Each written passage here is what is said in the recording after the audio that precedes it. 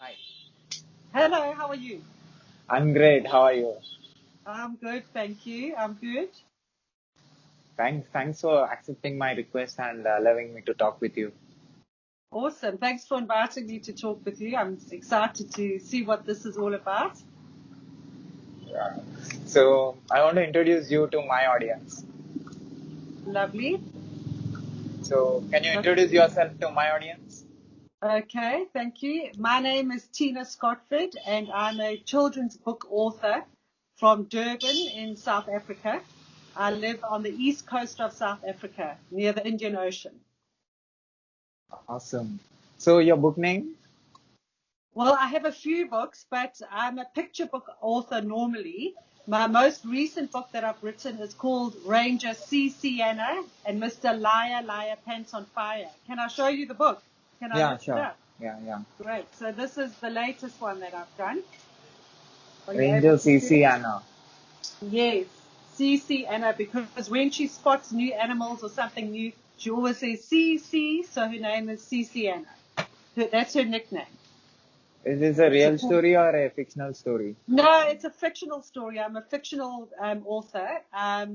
Basically, I write stories that are centered around the South African game reserves, the animal farms that we have here. And this story, this little girl lives on an animal farm. She lives in a game reserve, and a poacher sneaks into the game reserve to steal pangolins. So she is on the hunt for the poacher with her friend Lebo, and they have to discover who the poacher is because someone is there to steal her beloved animals. Okay. So this is completely your imagination. You're from my imagination, always from my imagination. My picture books are also from my imagination. I get inspired when I'm in a game reserve, and then a story just strikes, and I think of something to write. Are you a writer too? Yeah, I'm a writer. I have websites. I'll write in websites. Okay. Oh, fantastic. Yeah. Lovely. So yeah, I'm a writer and a speaker too. Okay. And do you write children's books or adult books? What stories do you write? I write about human psychology. Okay, fantastic. Yeah. So about That's all lovely. age groups, I'll write about everything that I see and that I listen every day. It can be So anything. yours non-fiction or yours it's truth-based books? Yeah, completely real things. Okay. We are talking like this, and if I understand something from our conversation without using Yeah. the names, I'll just try to explain the situation and the topics that we are discussing, and your viewpoints and your perception, and my viewpoints and my perception. It is just an Oh, observation, putting it in the platform. That's it. wow. That is very interesting. But thank you for reaching out to me on Instagram. That was a surprise and lovely to see, and I'm glad to be here today. So let's talk about you more. Why only children's books? Why not other books, adult Um, books? Generally, I've always enjoyed ever since I was at school, but only when I had my daughter. I was 39 years old when I had my daughter, and I took her to it's something called Kindermusik, where you take your children to a group where they meet other children and they play and they learn little rhymes and songs. Only then did I thought about writing a book. And because I had a small child and I was with small children all the time, I chose to write children's stories. So initially they were picture books like this. So this is one of my picture books that I've written. So as you Okay, can see, okay, it's all animal based. I'm not sure if okay. you can see. Yeah, I Um, can see.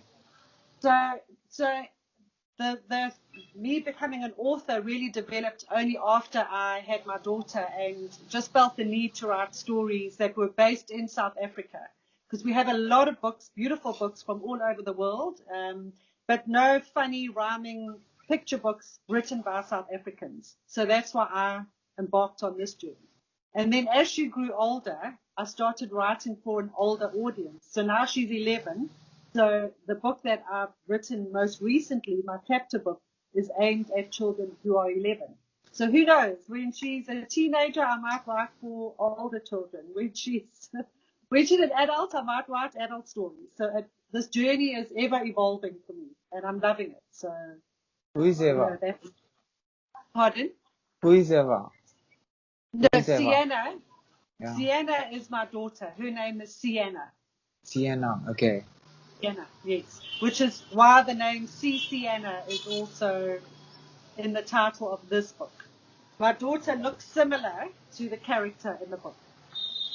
So I Okay. Okay. find when I write stories, I tend to base them on a little bit of fact, just to draw from experience. So before she becoming older, you are making her to reach all over the world using your imagination by putting her That, in your books. yes. And to be honest, because I am a writer, she's a very good reader. Because when she was little, I used to read stories to her. So because I enjoyed reading the stories, I've always loved reading.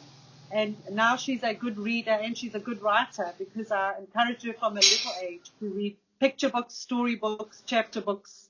You know, do you find that as well? That are you a good reader? Do you enjoy reading?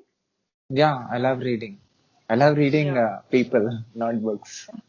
But to be a good author, you need to read people because you've got to take the way that they talk or walk or behave or act into your story to form the character. Yeah, So that's a lovely quality to have. 100%. But I don't know, something interests me. But I want to ask you one more question. Picture Yes, speaks more than words, right? correct. So is that the reason why you are putting so many pictures in your book and it is called as picture book? Well, initially for children, what I find is they like to look at a picture Yeah. before they can talk or read. So Yeah. if they can see it and visualize it, then they maybe understand the story more. But as I've now written this chapter book, there's very few pictures in this book because now basically what I hope is that children develop their imagination from the words. So they grow, they themselves can picture who the protagonist is or the antagonist, the characters. So hopefully they're developing an imagination of their own, and they're learning to see things in their mind. You know, that's what I'm hoping for with the chapter book. But yes, I do think pictures tend to stay with people a lot longer. Where this understanding came from? By understanding your child psychology or understanding the children's psychology?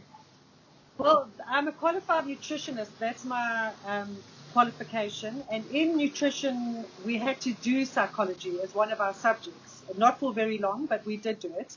And we learned why about eating disorders and things along those lines. So we did a bit of case studies on children and what helped boost their confidence and to help them to get through adult life in a better way, because we all know how tough it can be. There's always conflict or there's problems or there's situations that we encounter. And I think it's a little bit based from that. But also, like you, I like to read people and I enjoy just watching them going about their own business, watching the children, how they interact with books, seeing that their eyes light up if there's a character that they enjoy seeing. So similar to you, it's also about reading people, I think. So, in whose perspective this book is? The book is from my perspective. So the main character who's Cece Anna, who's Anna, she is a little bit like I was as a child, but also who my daughter is, who I think my daughter is now. You know, whether my daughter is thinking those things in her mind, I don't know. But so I've written it from my perspective, based through the eyes of my daughter, if I can answer it that way. So, she watching animals and the other creatures. What she is thinking is the book. Yes, that's right. So in this story here, young Sienna, she's a tech savvy child. So she likes to use cameras in the game reserve and live stream what's happening around her in the game reserve onto her computer. And then she studies the animals and the animals' behavior. So she's a young conservationist. She's hoping to be an animal scientist when she grows up because she's in love with animals of, rhinos, elephants, all our beautiful African animals that we have in South Africa that bring all the tourists here. which create lovely income for people. Young Ranger Ciciana, she is studying them, and she wants to protect them and keep them safe. So when she hears that a poacher sneaks into the game reserve to steal or harm one of her animals, obviously she jumps to attention and she tries to save her animals. So she took, the names of all the animals which lives in Africa. That's correct. In Southern Africa. I predominantly write books about Southern Africa because we do get slightly different animals. For example, we don't get the gorillas here in Southern Africa, but we do get monkeys, but not some of the monkeys that you find in Madagascar. So I write about South African animals. My books are sold in the game reserves to tourists who come and visit. So I tend to stick with what we have relevance in South Africa because I'm a proudly South African person and I would want to promote our country and how beautiful it is and bring the tourists here. So that's why I stick to Southern African animals. I don't write about tigers because we don't have tigers in South Africa. We have lions, but no tigers. So you're talking about Amazon and making your book to reach all the people through Amazon. Correct. So at the moment, it is on Amazon as an ebook, and I'm getting the hard copies, which are going to be available from next week, but mostly in Southern Africa, because the cost of sending the hard copy overseas would just put the price right out of range of most people. And also, I think with the COVID situation now, there's not many airlines traveling around delivering stuff, cargo planes. There's not that many of them at the moment. So at this moment in time, it's better for it to be on Amazon. So the CEO of Amazon will feel proud to have your book because you are talking about Amazon in Amazon. Yes, you're right. I'm sure there's other e-publishing websites which I'm not too familiar with at the moment. So I know Amazon. I've downloaded books from Amazon, so that's why I'm, putting my books on Amazon. How many words you have used in this book? How many words? Did you ask me how many words? Yeah, It's words. around about, it must be around about 40,000 or more, somewhere around there. My battery's running low. So it's around about 40,000. It is, how many chapters is it? It is 16 chapters. So there's 16 chapters in this story. When I write my picture books, I keep the words under 800 because children of a young age can't grasp so many words and they get a little bit bored. But as they progress, then I've increased the number of words in my story. So you'll be, your character will be explaining the animals in the forest. Basically, yes. So generally, when I write stories, I prefer to show and not tell. So if there's a fact about the animal, she'll drop it into a conversation with the person. She won't necessarily point it out matter of factly. But what I have done is, my character, she keeps a book of facts. So, for example, in this book, there will be facts written about certain aspects, like the marula tree, or maybe there's facts about pangolins, because this story is about pangolins. So you'll see there's a little book of facts here where she jots down information that she's observed or learnt. So it's also teaching children about animals. There's a few facts about lions, about elephants, about leopards, but it's done in a way that it's part of the story and she's not lecturing people on, the behavior or habitat of animals, if you understand. So what is the response that you got from the children who read this book? Well, it's only been launched next week. There have been people on Amazon who have said they've enjoyed it. I think it's going to be a wonderful book. My editor has said it's one of the best books for South African stories that he's edited, so that's always very positive for the age group that I'm writing. I'm hoping it's going to be wonderful, but I'm also hoping it's going to educate people on pangolins, for example. And so in a way, I try and weave a little bit of conservation information into my stories because I'm a conservationist. I believe that we need to protect our animals for our future generations. Okay. And no better way to do it than through a story where children hopefully grasp the situation and they live a better life for our future. Okay. So, how much time you took to write this book? This book took me the better part of a year and a half. It took me a while because I do other things besides writing. So when I was able to write, I wrote. But once I got into the swing of it, then it was quick. Generally, what I find is I'll have a story and then I'll have a brief outline of how I want the story to go. But sometimes there'll be new developments that put me on a different path, a different course. So this particular book took me about a year and a half. Okay. So, which age group will connect with this book? This will be for about 8 to 11-year-old children. So either it can be read out by the parent to the child for bedtime, but I encourage children to read the story themselves. The chapters aren't long, and hopefully the pace keeps them moving and interested to get to the next chapter. So you said you're a specialist in another subject too, other than this. I'm a nutritionist by qualification. Nutrition. Okay. Okay. So what made you to become a writer from nutrition? Basically, from when I was a little girl, I always loved to write. I think I wrote my first story when I was about 9 years old. And then when I got to my high school, my essays, my stories improved my English and awarded me with good marks. So I wasn't very good at punctuation or comprehension, but I was very good at story writing and at spelling. So that helped me with English, which helped me get a good mark. Then after school, for my first job, I wrote for the newsletter. So I was always a writer, but I never studied writing further than at school. I didn't go and study an English course or a creative writing course. So it's just a passion. It's a burning, deep desire that I had to be a writer, and I've made my dream a reality. So hopefully other people can also realize their dreams. You don't always have to go and study a specific thing to do it. If you've got that burning ambition, go try it. That's what I say. Now I So, teach creative writing to children as well. okay. Are you a teacher?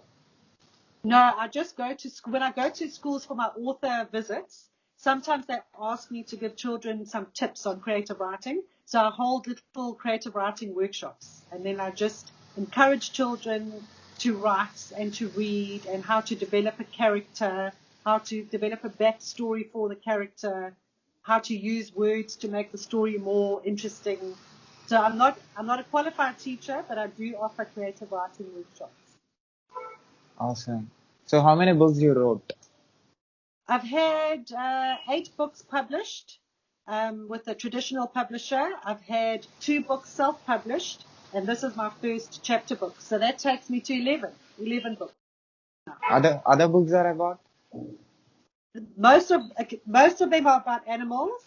Okay, these animals. are the picture books. Yes. Then I've done two books on Cape Town and this little frog. Okay. Okay. Yeah, yeah. And also beautifully colored and illustrated. So it's just this book here is just talking about animals that you find in the sea, like a whale or a turtle, and a shark. So I've written books that are with land animals, and then I've written also books that are sea animals.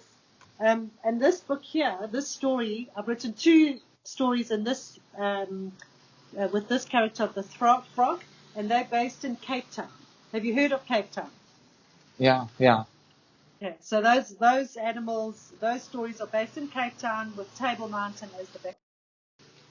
So you're giving identity to the living creatures which are living in not social world and living in a forest which are not connected with the social world. You're giving the names and you're telling that these also species which are there and which have life through your Correct. book.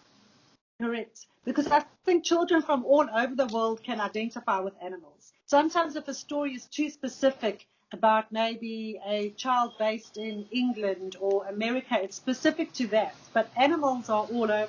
So to me, I feel children can relate to stories with animals because they've all seen an animal or heard of animals.